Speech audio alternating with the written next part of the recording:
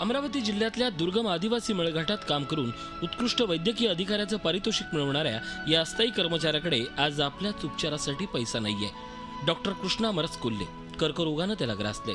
अतिशय नाजूक प्रकृती असलेल्या डॉक्टरनं गेली 10 वर्ष आरोग्य विभागाला सेवा दिली, मात्र तरी देखील त्याचं फलित मिळालेलं नाही। 1 दशक नोकरी केल्यानंतरही ते त्यांचे अस्थायी कर्मचारीच आहेत। वृद्ध वडील, मुलगा आणि पत्नीला केवळ त्यांचाच आधार आहे। सरकारतर्फे कुठलीही मदत मिळण्याची शक्यता नसल्यानं वैद्यकीय महासंघानं त्यांना आर्थिक मदत देऊ केली, पण ही मदत किती काळ पुरेल हे वेगळं सांगायला नको।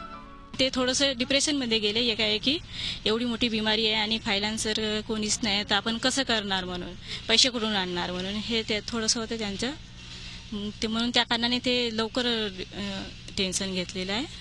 डॉक्टर कृष्णा मरस कोल्हे हे एकटेच नाही, तर राज्यातले एकूण 791 अस्थायी आरोग्य कर्मचाऱ्यांना अजूनही सेवेत सामावून घेतलं गेलेलं नाही। या कर्मचाऱ्यांनी अनेकदा संबंधित अधिकाऱ्यांची, मंत्र्यांची भेट घेतली, पण तब्बल 45 बैठका आणि आश्वासनाशिवाय त्यांच्या पदरात काहीच पडलेलं नाही। काही वर्षापूर्वी डॉक्टर कृष्णा यांचे सहकारी डॉक्टर अरुण जंगले अपघातात मृत्युमुखी पडले। कर्तव्यावर असताना त्यांचा मृत्यू झाला, मात्र तरी देखील आजतागायत त्यांना सरकारी मदत मिळालेली नाही। शासनाची मदत ही त्यांना आवश्यक आहे, कारण की एक शासन आज त्यांची सेवा जी झाली त्यांनी दिलेली आहे, निदान त्या सेवेला पाहून तरी त्यांना एक उपचारार्थ आणि त्यांच्या कुटुंबाला मदत करावी। आजपर्यंत शासनाने 8 डॉक्टरांच्या कुटुंबाला कुठल्याही प्रकारची आर्थिक मदत दिली नाही आणि तसेच आमचे डॉक्टर मरस कोल्हे आज या मृत्यूशी झुंज देत आहेत।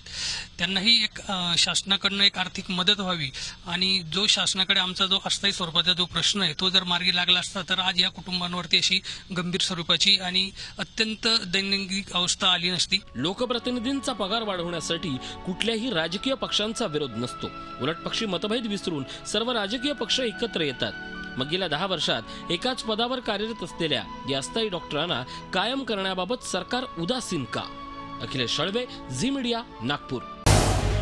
झी 24 तास रहा एक पाऊल पुढे।